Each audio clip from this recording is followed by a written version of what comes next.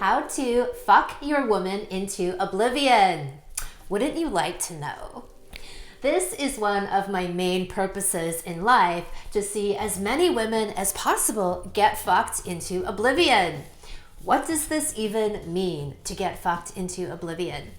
It's to get fucked so well, so thoroughly, so artfully, so heartfully that it blows away all of the preconceived false notions of who you are and leaves behind a more true, authentic, and beautiful version of you. It brings you into a state of such ecstasy, bliss, and oneness with the universe that your entire life changes. Yes, all that and more from a good fucking. If you have followed my work at all, you know that in Anami land, a good fucking isn't some superficial version of sex. It is deep mind, body, and soul penetration. It's being seen and held at the deepest level of who you are, having anything that isn't true or real in your life blown to smithereens. That is the power of good fuck medicine. So how do you get there? How do you fuck a woman like that? Today's well-fucked all-star Jim is going to share with you exactly how he went from wanting to end his marriage to being more in love with his wife than ever and giving her life-changing, God-seeing, multiple orgasms on the daily. So here's a short version of the process. And we'll go much more in detail in the interview with him. Step 1, commit. Do you want it? Are you willing to show up and put in the work? Step 2, clear the glass in your relationship. I often use an analogy of a clear pane of glass that exists between two people. When you're truly honest and open with each other, the glass stays clear and clean. Every time you hold things back, you use sins of omission, or you outright lie, you put a splotch of mud on that glass. Eventually, you build a wall that you can't see through, you can't feel through, and you feel totally distant from your partner. And you definitely do not want to be having sex with them in that state. To regain deep trust and openness and emotional connection, you commit to keeping that glass clean with radical honesty and open communication. Step 3, build your stamina. As a man, this is the most important sexual skill that you have to cultivate. If you blow your load in 3 to 5, even 15 minutes, you cannot take her to the realm of deeper, life-changing vaginal orgasms. I guarantee that if stamina is an issue for you, your woman is going to be underfucked. You need to be in a place where you have complete control over your orgasms, when to come and even if to come, meaning you can learn how to separate orgasm from ejaculation, and we'll talk more about that in the interview coming up. Step 4, own your dominance and dominate the shit out of your woman sometimes. Does your woman wear the pants in your relationship? Have you stopped speaking your truth and making decisions for fear of getting your head bitten off?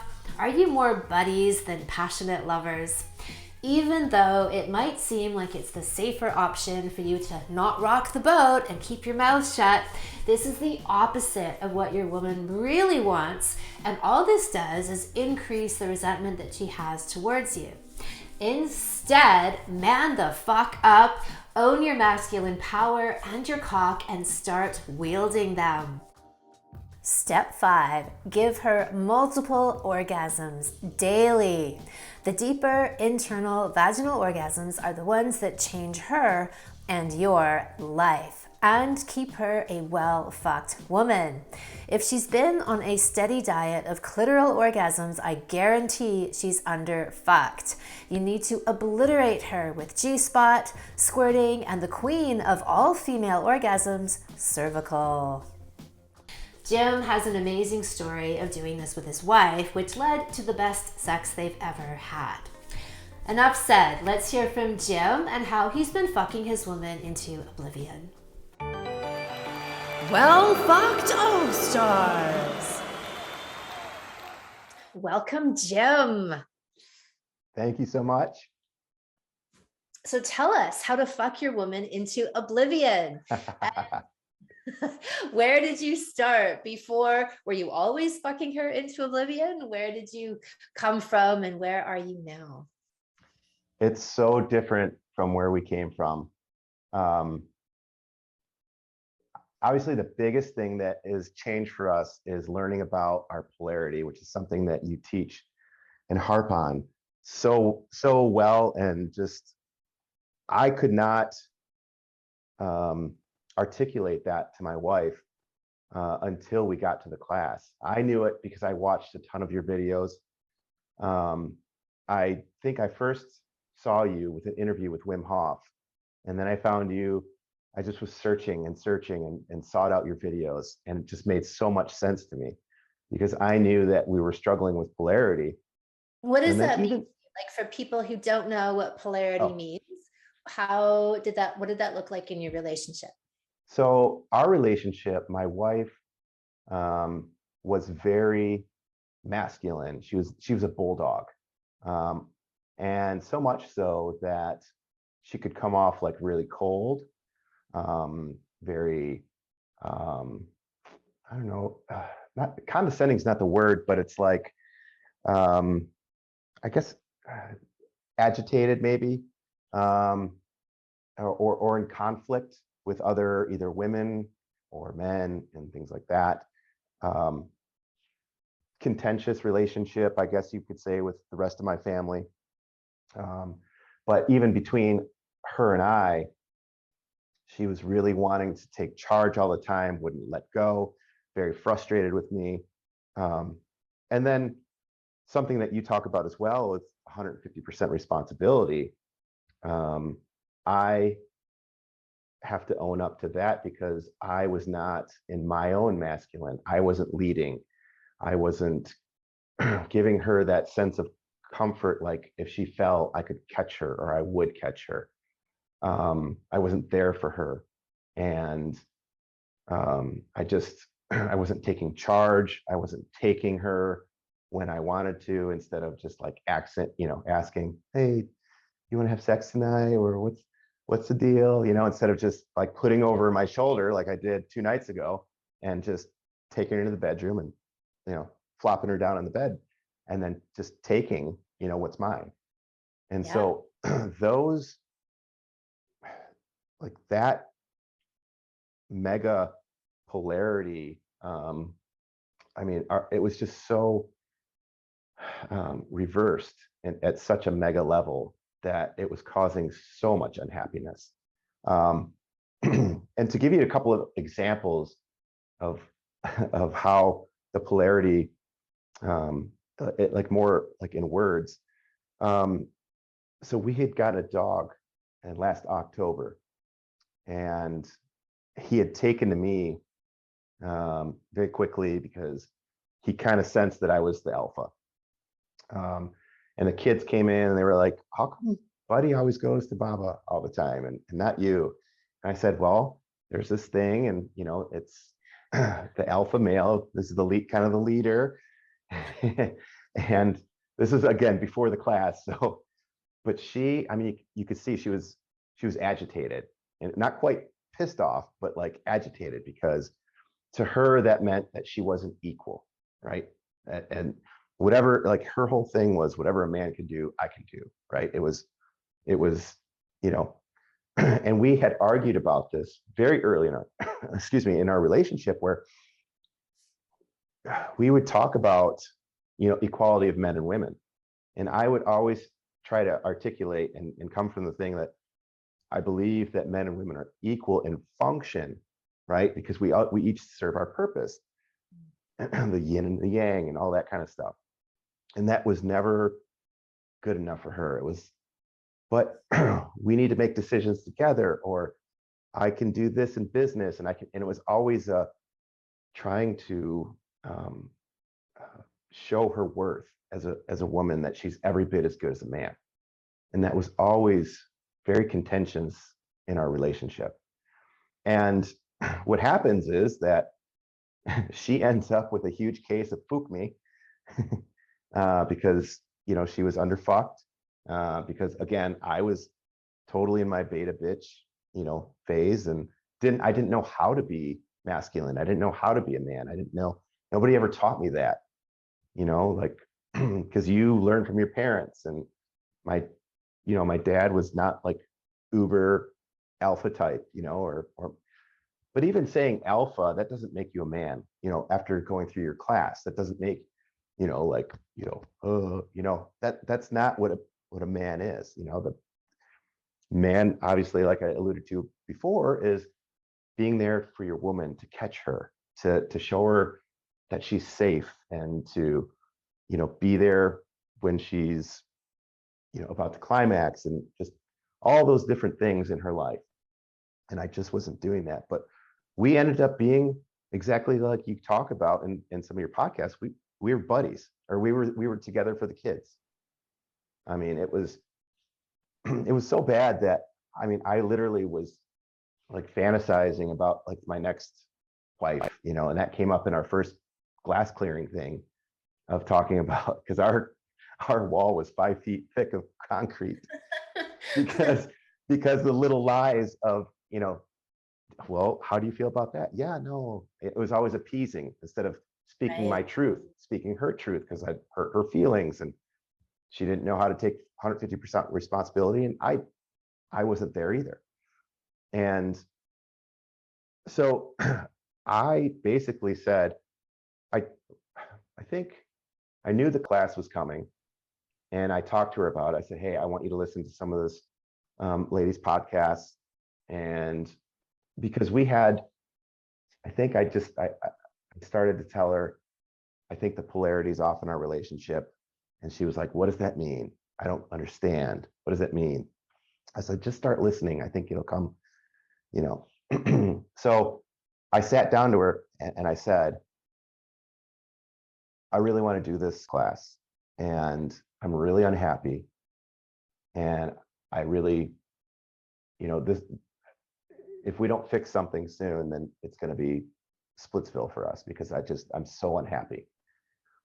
And what's interesting is, I try to have a man date every Tuesday night with one of my best friends, and we call for like, a few hours or whatever.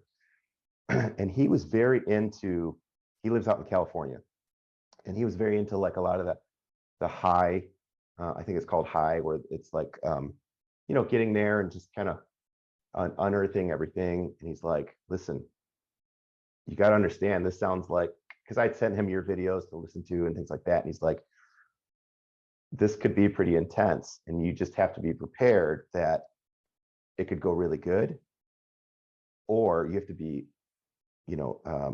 you have to be open to the fact that it might be the end. He's like, I've seen a lot of couples go through this, and you just have to be open to the process, and whatever happens, happens. And do you mean mostly this notion of radical honesty? Radical honesty, but also like, you may find out like through this process that she's not what you want, or you're not what she wants, or it just, things just, or she may not want to participate as much as you. Because I was very into this. Like, I was like, I'm going off, I'm just going to jump off the cliff and go for it, because I wanted it so bad to work, And so that was that was, great advice from a good friend.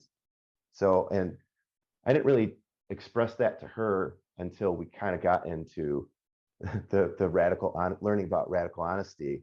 I mean, we were in dire straits and what's interesting is that she didn't think that. She knew we had some problems, but she didn't think that we were in as dire straits as I felt like we were. And I think it was before we started the class too.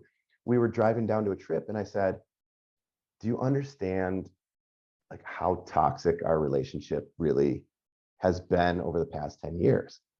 If you really think about, basically, like, well, first of all, like the dumpster fire that was going on in my head and her head, like basically what our subconscious programs were, the amount of, fighting we did, and, sometimes the behavior of our kids and things like that. I was like, it's really been toxic. And, it brought a tear to her eye, because she didn't want to believe it. But then she really stopped and thought about it. And she's like, you're right. it has been. And, not to spoil the story, but, while I was like really trying to put together like the perfect woman in my head for my next life of, she'll be this, she'll be that, blah, blah, blah, blah. In the end, it's like that book, Acres of Diamonds. She was in my backyard, right? I didn't have to look far. It was just that we had to uncover all of these layers of bullshit that we were building this huge wall between us. And, I've got this freedom loving, person. I've got this person who's now willing to, or wanting, not willing to, but wanting to meditate and look further into herself and, look into Tantra and all these different things, like, understanding, how your chakras play and with, sex and and it's just, it turned into a great friendship. And for the, basically, for the first time, I had fallen in love with my wife during your class, which, was pretty hard for her to hear after all that. For the first time.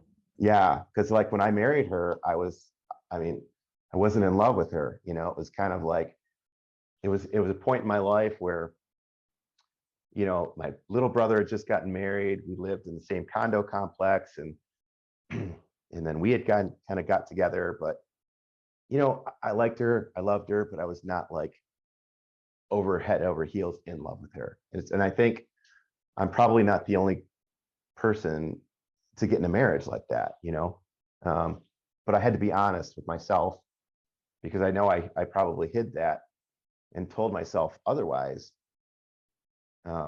over the years. That's a huge thing to admit, like in the spirit of clearing the glass and being honest. And even what your friend said, that's a massive thing that I think most people would be pretty tempted to not divulge, Yeah. So kudos to you for doing it. It had to be, I had to go and be 1,000% vulnerable through this process. And otherwise it wasn't going to work. I was tired. I was tired of kind of living my own bullshit lie of, who I thought I was going to be, or how I thought relationships should work, and just being unhappy. This shit's not working for me. And so if I'm going to pay this money and I'm going to be able to work with this guru, then damn it, I better go 1,000% in, or it's just a waste of my time and I just might as well leave in the first place. That's amazing. Yeah, to hear that. And I know, like, that's not very, well, what I used to think, not very masculine, right? Because guys always got to be this armor and this and that. But we learn in the class that's very masculine, to be vulnerable, to be, again, just another way of being there with your woman, for your woman, to see that. And what's interesting is in 10 years, I remember we went to Greece on just a little vacation right before the whole COVID garbage. And we didn't talk that much. Like, it was like more superficial, but she said something that really stuck with me. She was like, what are we going to do when we're 80? We have nothing to talk about, right? Or we don't talk. We're like, what are we going to do when all we have is to talk? And probably 3, 4 weeks, 5 weeks into the salons, we like would take a walk with the dog around the block, and we would just be gabbing at each other and talking. And we probably talked more in like 4 or 5 weeks than we had in 10 years. I mean, it was astounding, because we had really chipped away at just all the things that were blocking us from being a couple. And here's something really funny too. So when I told her about this class and she started watching your videos, her expectations were like, all right, we're gonna get into the Kama Sutra, and this is gonna be like our own Sodom and Gomorrah, like private orgy, like it's gonna go on, like our sex life's gonna go on another level. And then we get into the clearing the glass stuff, and she was like, what the fuck is this?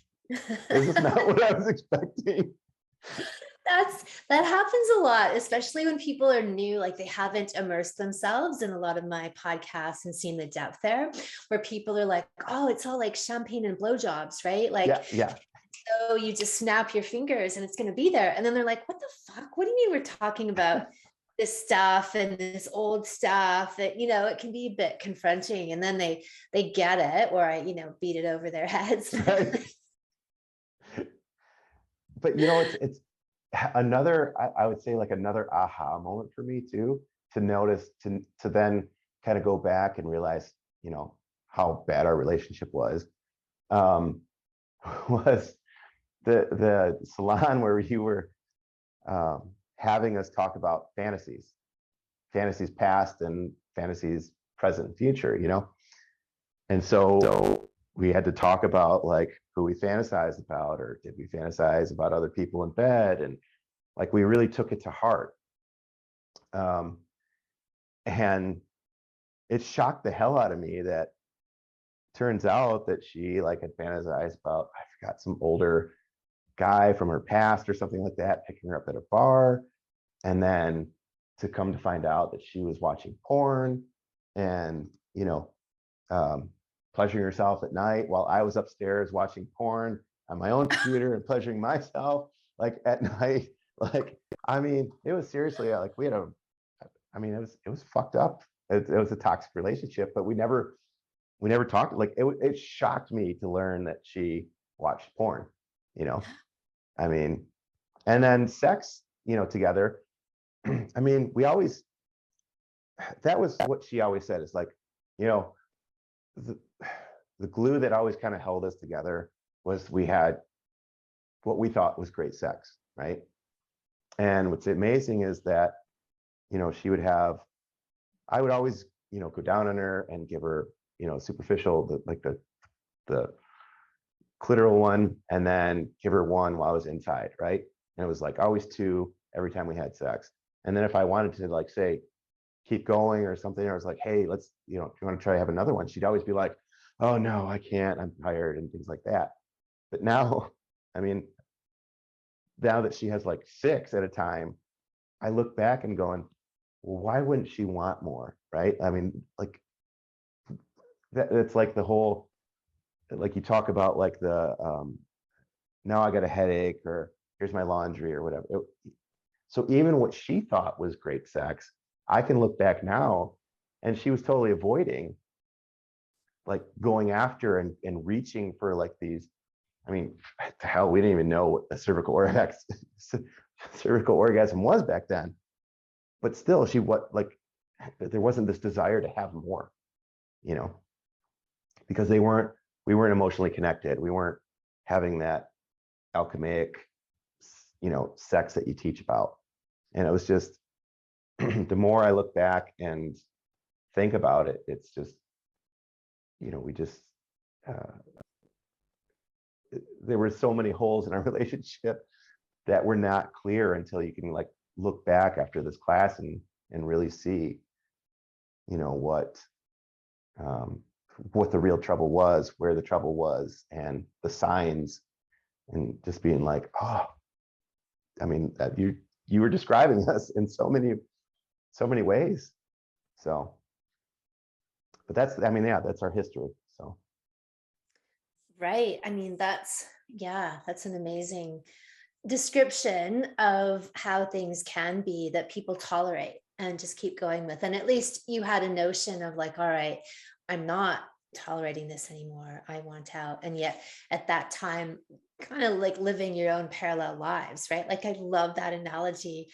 Well, the fact of like both of you up in your separate rooms, like jerking off to porn separately, right? And not even knowing that the other's doing it. Like that is just the best illustration of. Oh, and speaking of like jerking off, like it was so funny in our follow-up call that one guy was like, yeah, I brush my teeth and jerk off, and it was just my routine. I mean, that was so me, you know, and then afterwards, it's like I don't have the desire to do that anymore. And then also with understanding like how important my essence is, and you know, my um, elixir is, you know, it's like it was so funny, like a couple nights ago, like last Friday or Saturday, we were over at somebody's house. Meg was over off with a woman and I was with the guy, and we started talking about, like, I don't know how it came up. I don't know if I said we took a class or whatever, but I was like, man, I'm learning all this stuff, and you know, getting up to a point where, you know, I don't ejaculate anymore and stuff like that. And he was like, what? He's like, man, I got to do that every day. He's like, I'm so horny and this and that. And it's like, that's the mindset of like 99% of the dudes out there, of just busting a nut, and how like shitty it is.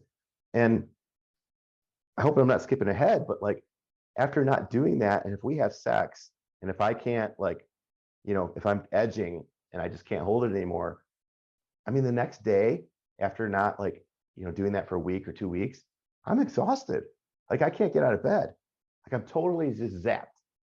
And like, so you become, after going through this class, there's such an awareness with your body and all these things now, that before, it's like, no wonder why I was so fucking lethargic all the time.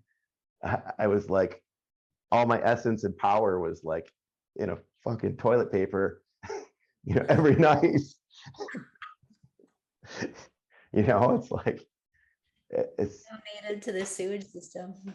yeah, seriously, it's just what a waste. What a waste. Yeah.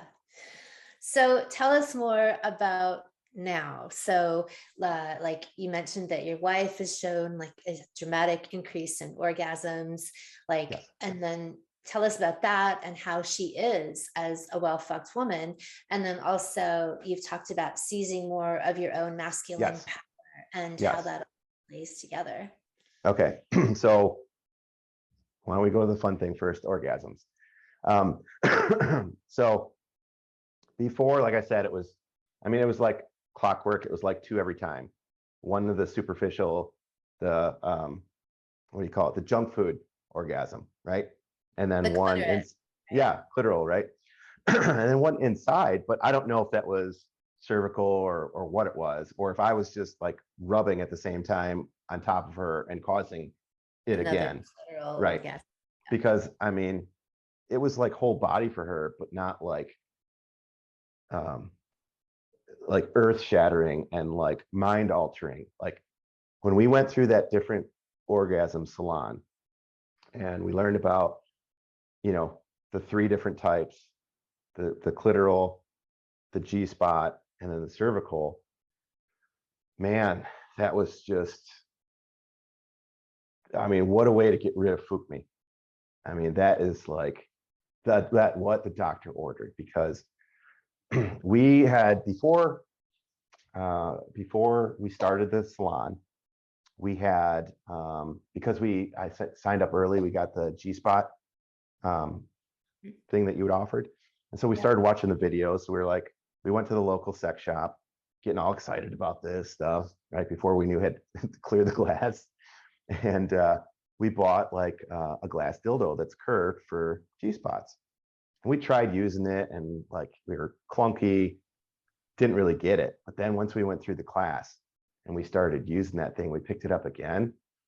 Holy crap. It was like, between that and then understanding with her, with my fingers, how to reach that G spot, she started having like these rolling waves of orgasms, and just like these highs, like, and low and then high, and just going up and up and up and up. And then I would reach real far in, and try to reach the cervix with my hands. And then we would, like, all of a sudden she would have this release and just cry. And I think we asked you in one of the Q&As, was like, was that an orgasm? Was it not? Like, why is she crying? And, you know, is that a good thing? Is it a bad thing? And that was like a revelation. And again, still learning, but we kept working at those different types of orgasms. And so then I figured out, I don't know if this is too graphic or what, but I would flip her over, and she would be on all fours, and then being able in there with my fingers and hitting that cervical spot and the G spot, then it would just be like, it was a whole new world being from that angle. And it just, instead of, like I said, 2 orgasms, we were now having 6, where, the first 5 were like with, the glass dildo in my hands, and then the last one was me inside of her. And then understanding too, like looking at some of the prescription positions that you had given us and all that kind of stuff, and positioning her in such a way that I'd be able to reach her cervix with my cock too. And then she's like, oh my God, I think I just had a cervical one with you inside me. And so instead of saying, no, I don't want anymore because of whatever the reason was, it was, no, I can't physically, I cannot handle anymore. Like, I'm in such a place of bliss, and I'm so, my body's exhausted. She's like, just stop, please, just no more. And I mean, what a feeling that is to have, because like I didn't even feel the need to like finish myself, because it was like so gratifying to see her in that space. Like, I think you described it like as the movies where it's like the guy gets up and it's like bam, bam, bam, bam, bam, and I had no desire to do that anymore. It was more about like pleasuring her and just getting, and to this day, I think the other night I was able to give her like 5 orgasms, and she was just like, I'm on cloud 9 right now. I feel like I'm floating. I feel like, and what we find is that if we have a break, like I got sick, and so for like a couple of weeks, for whatever reason, and then her cycle came or whatever, we didn't have sex. And then all of a sudden, the polarity starts going like this again. Right. And then we start noticing that my whole thing in the past was I would close up because I'd be pissed off because she would be like so masculine. And so finally we just cleared the glass, and then made it through that glass clearing.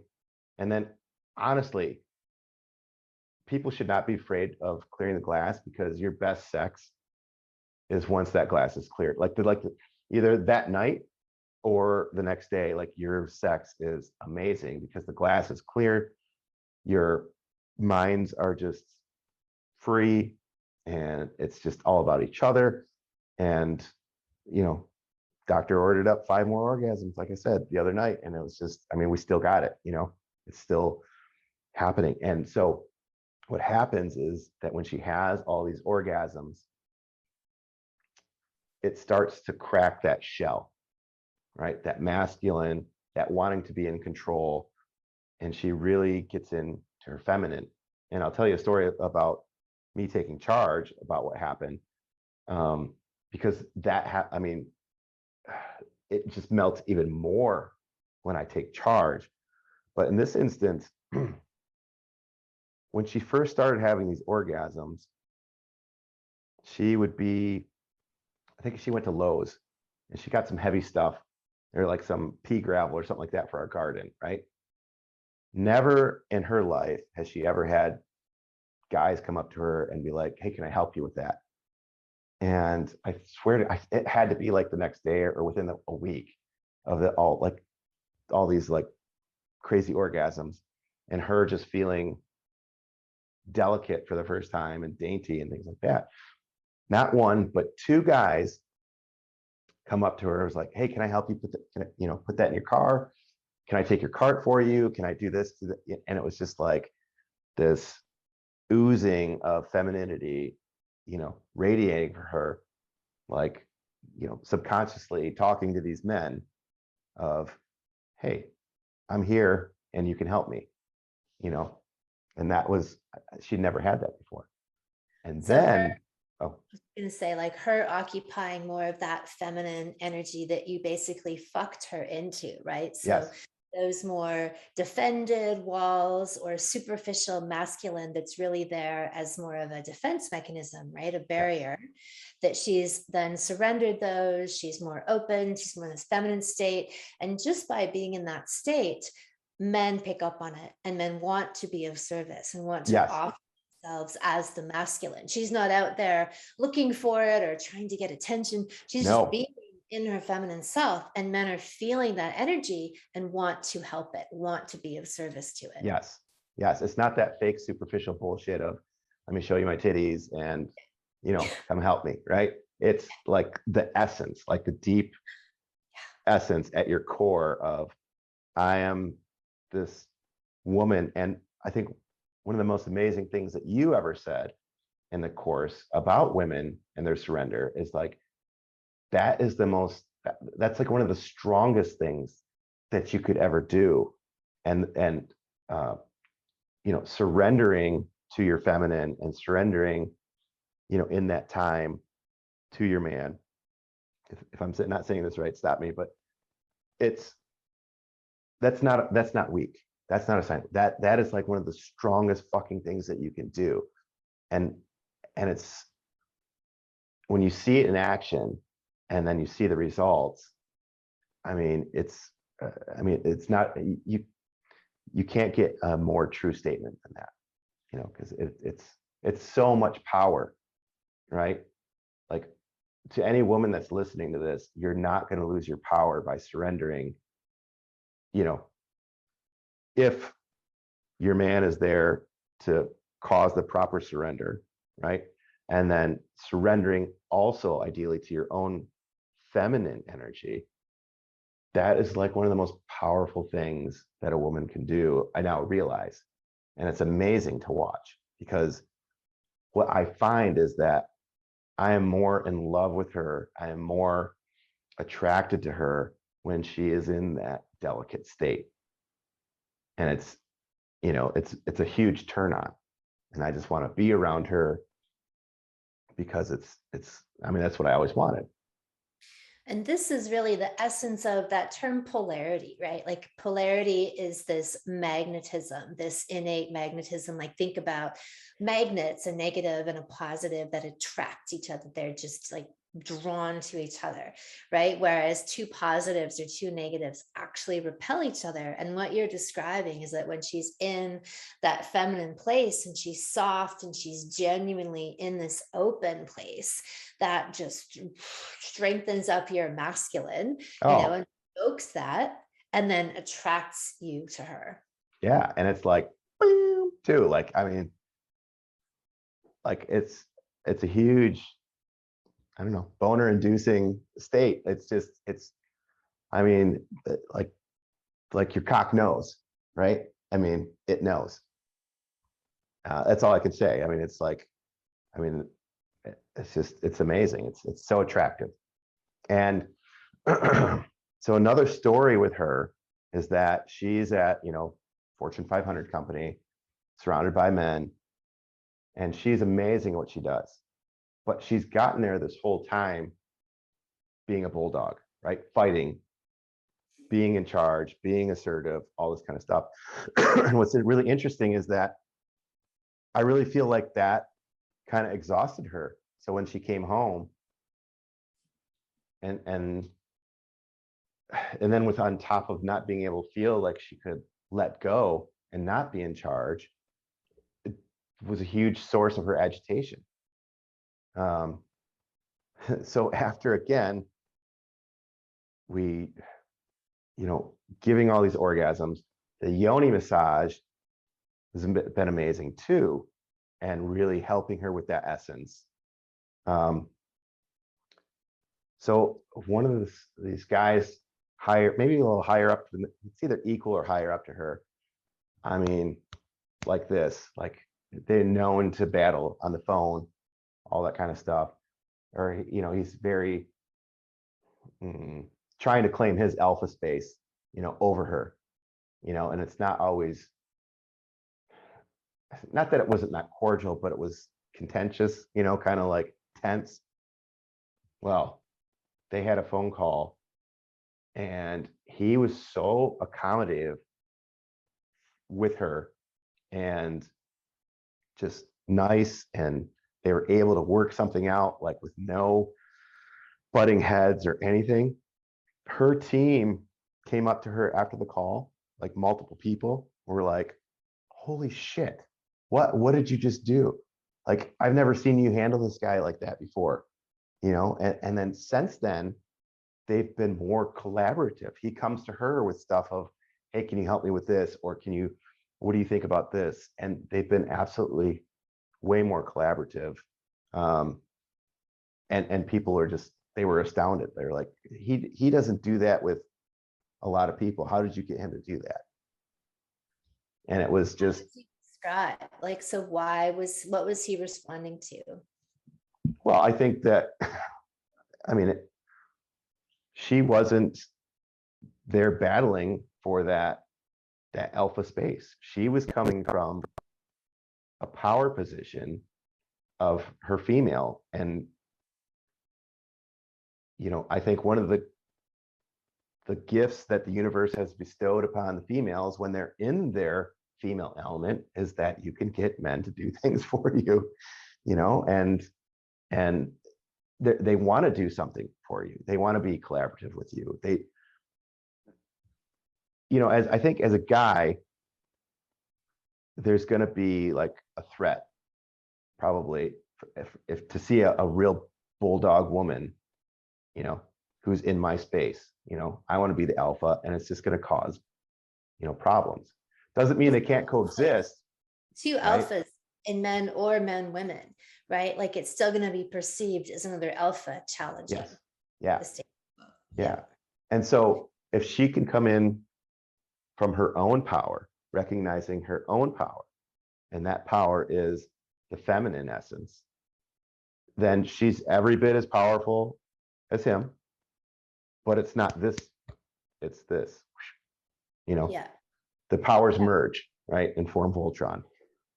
Yeah. And what you were saying about, like, women have this gift of, you know, getting men to do what they want, or men, I just want to clarify that, because that might sound like a woman's being manipulative. And I think women are and can be, but what we're talking about is that when a woman genuinely is inhabiting that more feminine space and not this superimposed ideas of what she thinks she needs to look like or act like, especially in a more masculine dominated environment, and she trusts and is able to inhabit that more feminine space, is that the other alphas perceive, okay, so there's not an alpha threat going on here, but then the masculine in them also perceives that feminine energy, still strong, still solid, still confident, but the feminine, and they want to, something innately rises up in them that they want to be of service. They want to connect. So the way you're describing, it's evolved into more collaborative relationship, or, you know, partnered in that way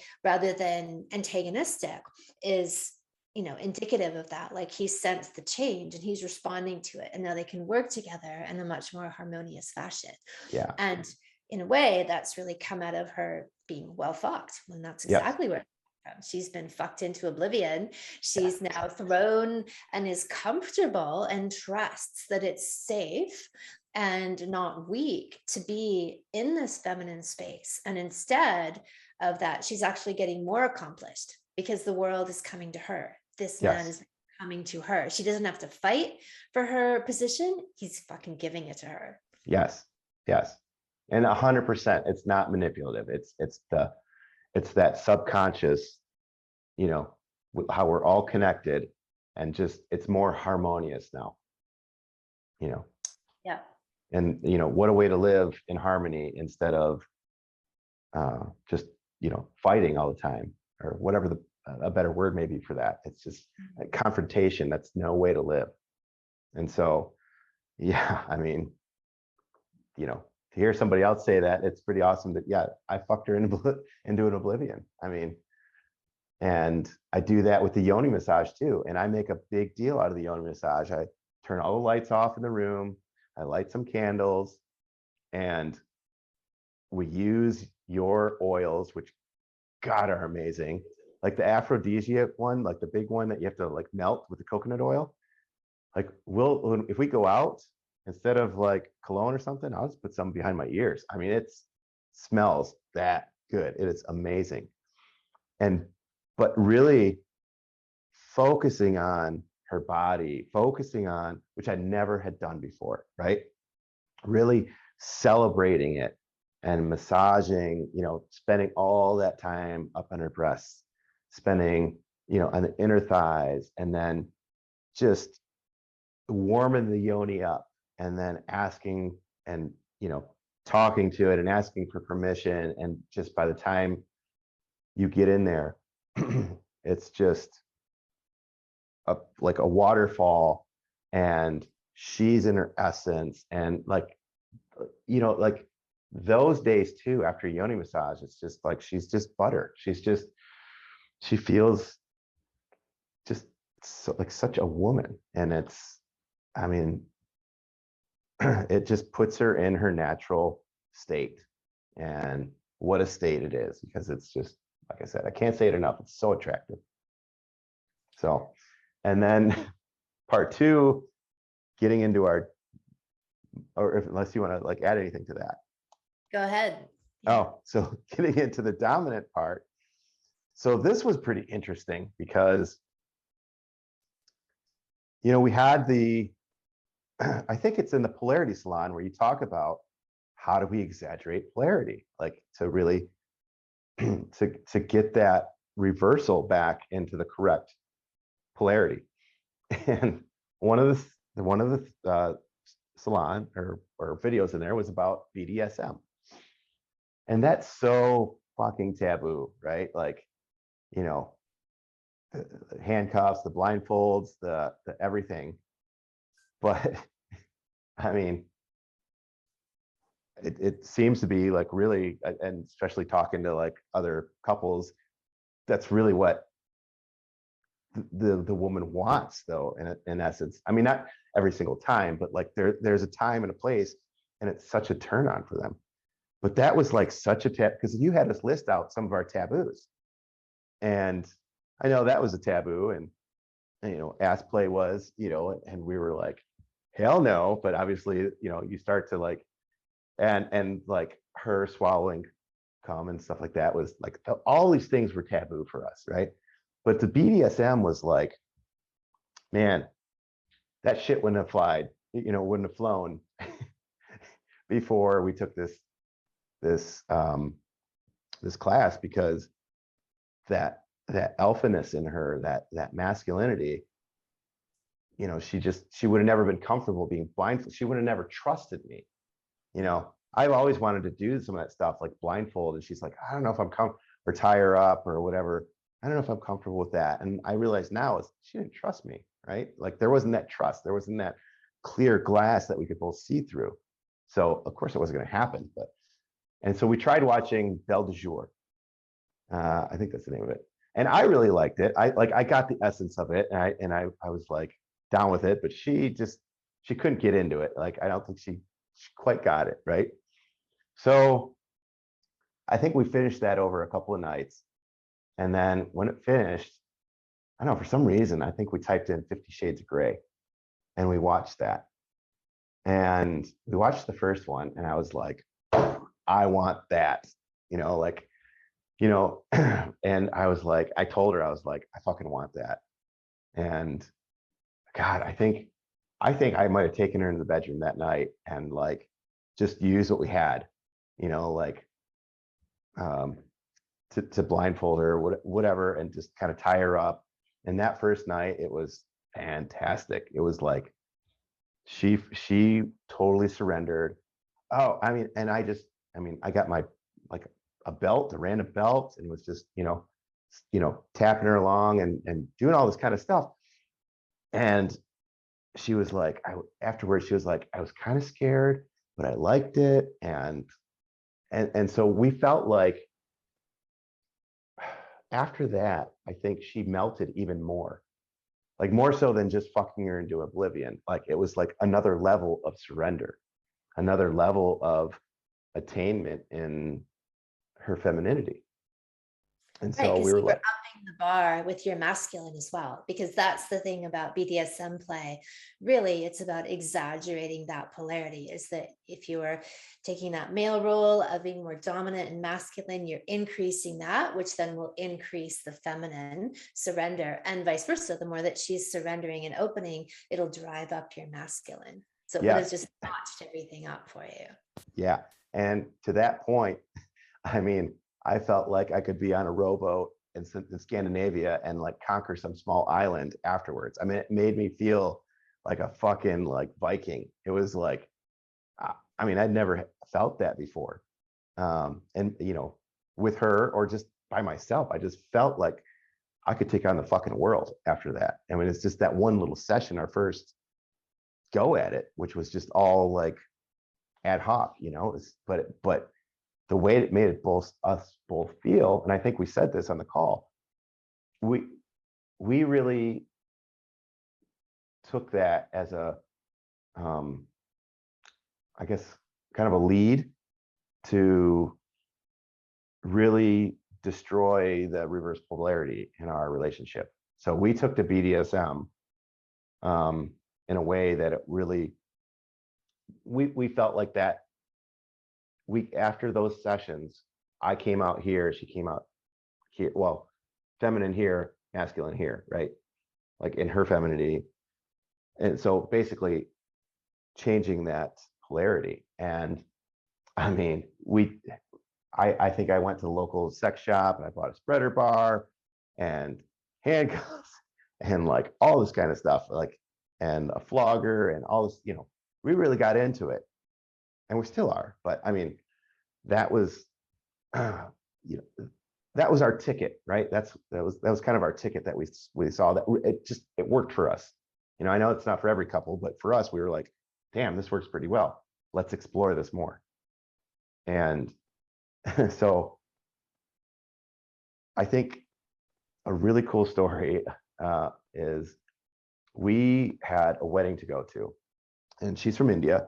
So it was an Indian wedding. And so it was like, you know, a 3-day wed, you know, 3 nights or night, day, night, you know, just the whole, you know, the whole shebang, I guess you will say.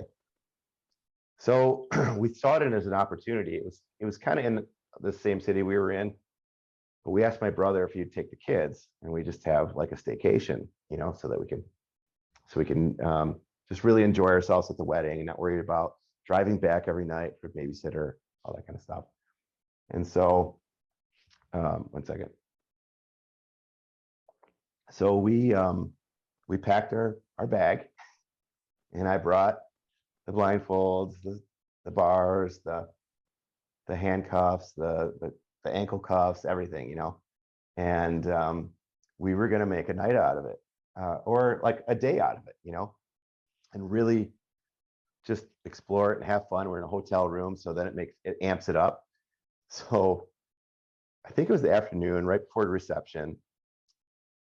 We're kind of making out. She's on top of me, you know, grinding, all that kind of stuff. And she fucking stops and is like, hey, we haven't talked to the kids. Maybe we should call your brother and talk to the kids.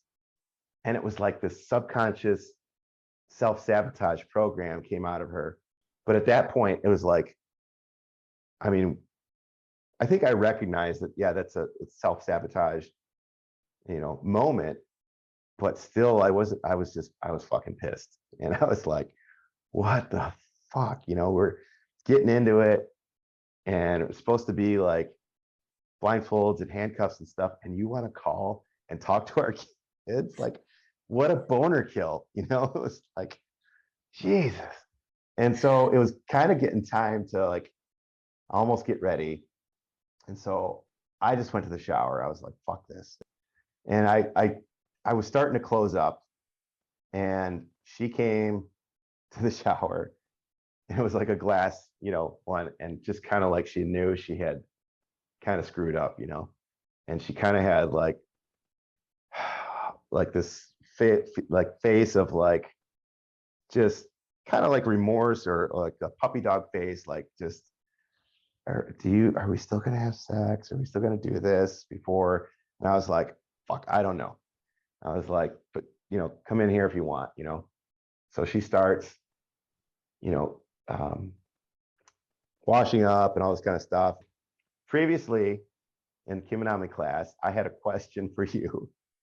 And I think I was talking about like, well, what if she starts talking during sex? Or what if, I think it was a BDSM question because she kept telling me something wasn't, can you change this? Can you do this?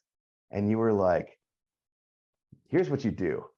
You fucking stick your cock in her mouth and you deep throat her, and God damn it, she'll love it. Maybe you didn't say it like that, but that's the essence of it. Sounds You were like something I would say. Yeah. yeah, you were just like, just fucking stick your cock down her throat and she'll love it. And so I was like, this is gonna go two ways. I was like, I can be pissed off the whole night, or I could try what Kim says. This is where old Jim would have done nothing, but well fucked Jim took charge.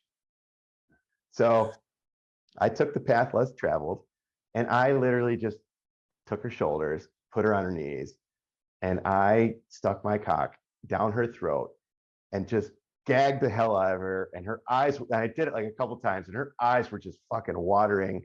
Like I dominated the shit out of her. And I was like, and now, granted, before this class, I would have been like, she would have been hitting me or fighting me or something. Like we never got physical, but I'm just saying if I would have done that, she would have been like, oh, hell no. But here she just like, she knew like she understood what I was doing. And so I just deep throated the hell out of her. And then I was like, all right, get the fuck out of the shower, dry off, go to the bed, put your fucking blindfold on.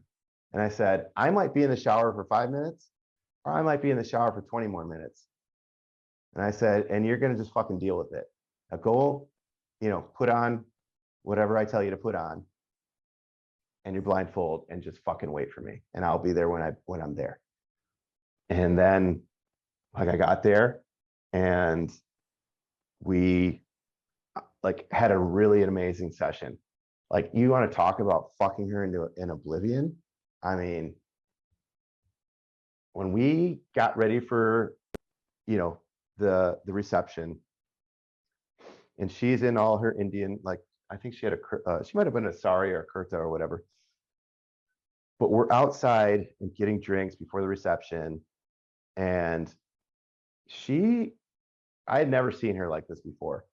Had this fucking glow, like an aura around her, like literally, like just this. You could see it around her. I could, right? This essence around her, right? And like just this natural smile. She was relaxed, and I had never ever, like she had never looked so beautiful to me than like at that moment, and I'd never seen like this, I don't know, essence. I don't know how to describe it. Like it was so strong and radiating after that. It was fucking incredible. And so we go through, have dinner, and get on the dance floor. And again, to jump back before Kim and Ami, like whenever we went out at a wedding or whatever, like I loathed to dance with her. I just didn't like it because I always felt like she was trying to fuck me on the dance floor, or just like really give me like seduction eyes. And we just couldn't dance and have a good time, right? It was always had to be about like her trying to show her sexiness or something like that. And it was just, it always made me kind of uncomfortable. And I just wanted to dance and have a good time or whatnot. Well, come here. We had never danced so much together on the dance floor at a wedding, club, or anything.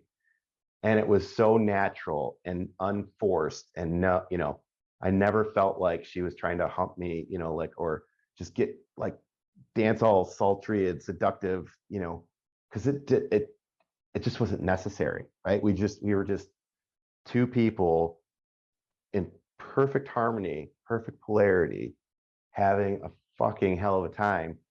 And so much so, we were like a couple of fucking teenagers, like just you talk about the simmer, like making like getting to the point of being able to look at somebody across the room and make their knees weak or make them wet. I mean, we had that night. Um, and that was an amazing feeling for me too, that I could just look at her and she would just be just, wet, like perpetually, just at gazing or touching or just, it was the simmer that you talk about. It was complete simmer. And the people would be like, God damn it, can't you guys just keep your hands off each other and all this stuff? And like, what the fuck? Yeah, and it's like we were horribly PDA and like, obnoxious about it, but we were just having a great fucking time, like in our own world, like on our own little date, like just having a great time. So there was probably, I mean, we're in our early to mid 40s. And there was probably a kid there who was probably like late 20s or whatever, and like creeping up behind her and was like wanting to like, thought she was single, dancing with her. And the bride had to come up to him and was like, she's fucking married, get away from her.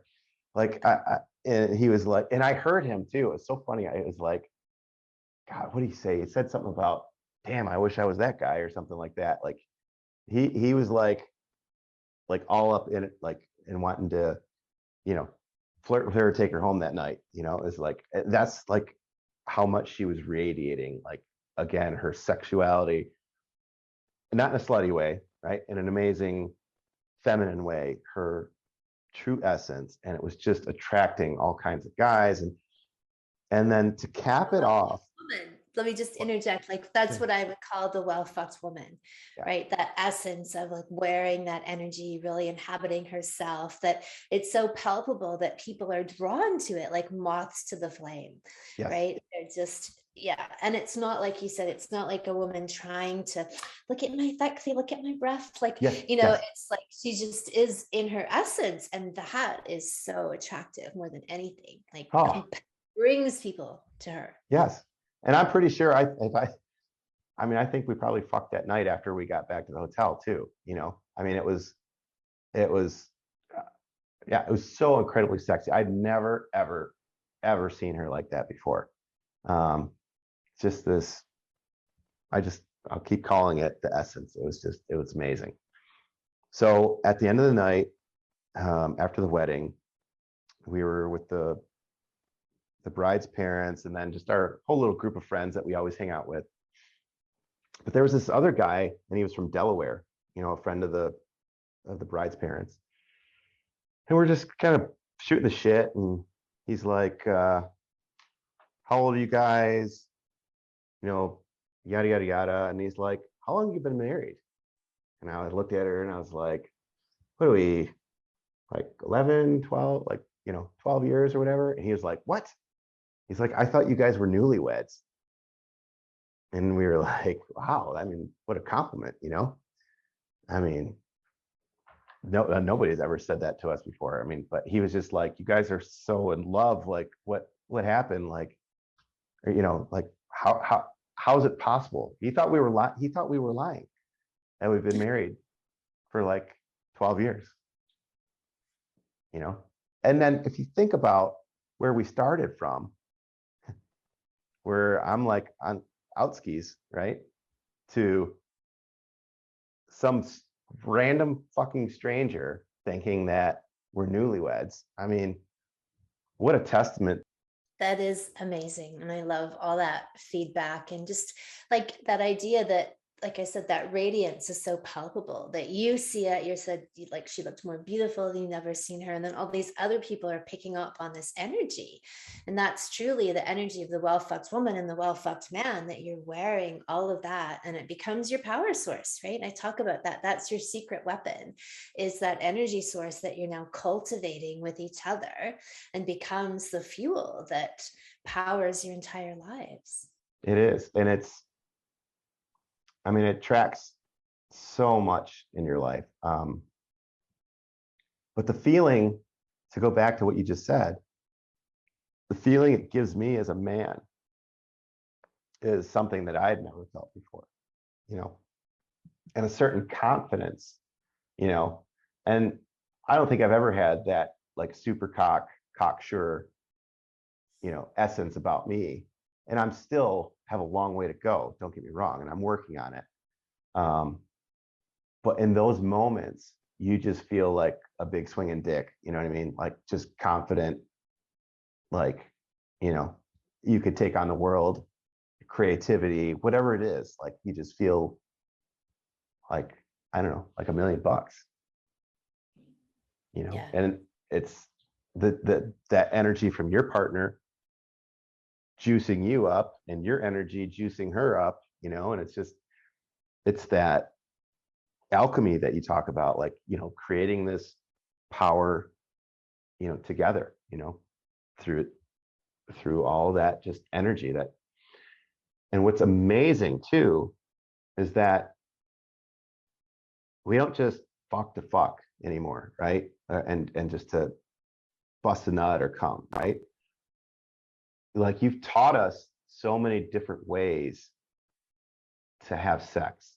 Like, are we, you know, what's on the menu tonight? Are we gonna do like some alchemy? Like, are you gonna give me some energy and, you know, and I'm gonna change it in my cauldron and give it back to you? Are we gonna do BDSM? Are we going to, you know, do whatever? I hope I'm like getting this point across, but it's more of like that love is in all the intention that you've taught us how to do. Brilliant. I love it. I will also speak to also, if you don't mind, like the whole idea of that yoni and lingam massages, and really making a point of you know, when we are disciplined in that and we try to do it like once a week for each other, either one lingam or one, that is another huge connection for both of us. And she, like, coming from a woman who, when I tried to do like some guided meditation with her, would like rip the headphones off and be like, it's making me dizzy, I can't do it, to now really taking your words to heart and pretending that there's light, you know, coming out of her fingertips. And, you know, I've been working at this a lot longer than her. So like when I give her a massage, she can feel the heat from my hands, right? And she can feel the energy. And after, like, I don't know, probably the third or fourth one, I started feeling the heat, like the energy from her. Like she's really gotten into it. And then the flick that you teach, like I actually had like a release of energy too. And so I'm really proud of her for that, like coming from like zero of, I don't want anything to do with energy and meditation and anything else, to like really embracing it and learning how to channel energy in her own body and give it to me and vice versa. That's been a really cool moment too that you teach. So Fantastic. So what advice would you give to men to obliterate the fuck out of their women, or fuck their women into oblivion?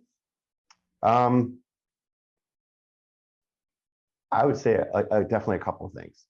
Okay, number one, whatever you think a man is, like, and if it's not what you're teaching or whatever gurus you follow and recommend, then throw that shit out the window, number one, because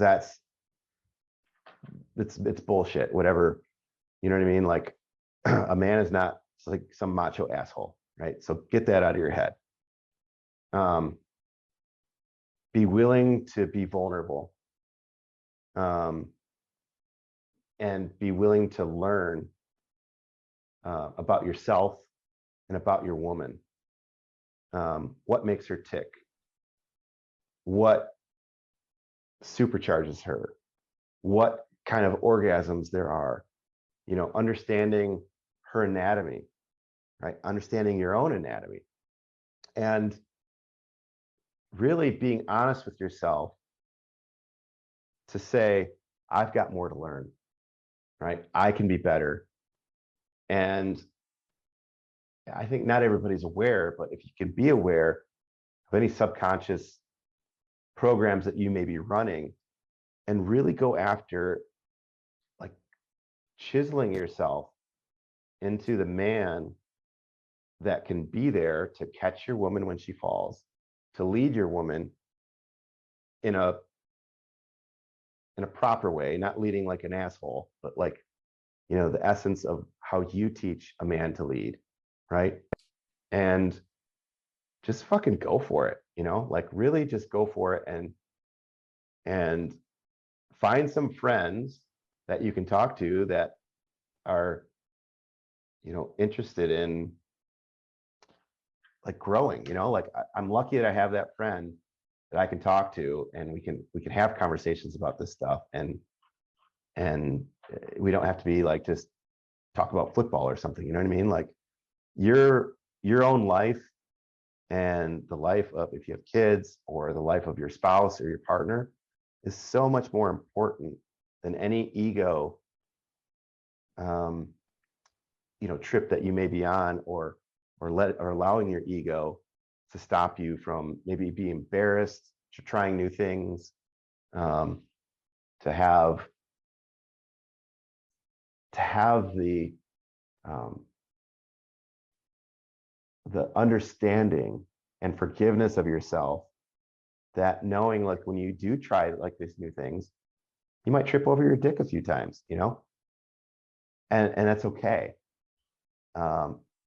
But as long as you have the end goal of just wanting to just fuck the shit out of your woman, to fuck her into an oblivion, to get her into that space, to then attract you to your own space. I mean, it's worth every bit of work, you know, that you put into it. You know, it's and it's fun work. It really is. After, I mean, if you've got gremlins and skeletons in your closet as a couple or whatever, sure, clearing the glass is going to be hard, right? But once you get over that hump, man, like we have a Telegram group of a bunch of couples that went through this, and we're all in there, and it's so awesome to be in. Like we've all gotten over that hump, we've all done that work, and we're all like striving to get better. And there's such a sense of gratification and happiness and things like that. So I would just really recommend just to go for it, like warts and all, whatever it is, just go for it. And you would be so much happier on the other side, so much more inspired to live your purpose as a man, you know, on the other side. So inspired to be a better, like I've been way more inspired to be a better father for my kids, to be more involved, to be more present, to, you know, yeah, that's what Meg has caused me to do, you know, in my own, like, or has helped initiate in my own, to be the leader of this family and to be the spiritual leader, you know, the energy leader, the, you know, the bedroom leader, all those things. And it's just, it's really, it's it's allowed me to step up in my life where I've always wanted to step up, you know, but just haven't. Maybe just because we didn't have that connection, and now we do. And it's inspiring to want to, you know, keep being better for her. So Kim is the motherfucking master. She is the guru. She is an amazing teacher. She calls you on your bullshit. She's so honest. And like on all these calls, on our Q&A calls, she's there to be that face in the mirror that should be you, but she's telling you what these truths are, and really just calling on your bullshit, you know, and she tells you to, she teaches you to step up, and she teaches you to be somebody that you probably always wanted to be. And if you follow her advice and you follow her teachings, you will absolutely get there. Thank you, Jim. That was so amazing. I so appreciate you sharing all of these details and being this rock star, well-fucked man, and being inspiration for other people. Well, thank you. It's been a pleasure, and we really owe you a thanks for saving my marriage. So it's been awesome. I love it. We cover all of this in my legendary 8-week online salon, Sexual Mastery for Men, where you will learn how to last longer in bed, my massively effective techniques to eliminate premature ejaculation permanently and extend your staying power for as long as you want. Orgasms without ejaculation, every man can. How to achieve the deeper vaginal life-changing orgasms for women. Cock lengthening and strengthening exercises. Yes, you can gain length and girth. How to occupy your masculine power and dominance to embody the alpha male energy that all women want. How to use your sexual energy and your relationship as a power source in your life to bring you more cash, business success, and overall life abundance, and much more. You can find the sign up link below this video.